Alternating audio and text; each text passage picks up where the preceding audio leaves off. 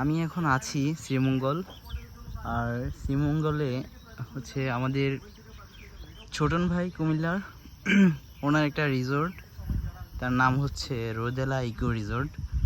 তো এখন দেখেন কত সুন্দর একটা রিসোর্ট, আপনারা দেখলে বুঝতে পারবেন। এই হচ্ছে কনস্ট্রাকশনে আছে, খুব শীঘ্রই এটার আপডেট পেয়ে যাবেন আপনারা ইনশাআল্লাহ। আর ভিউর কথা না বলি, আপনারা তো দেখছেন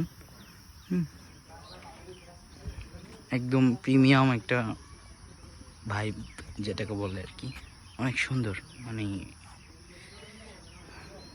বলার মতো না, বোঝানোর মতো না আর কি। ওই যে আনারস বাগান দেখা যাচ্ছে, ওই চা বাগান।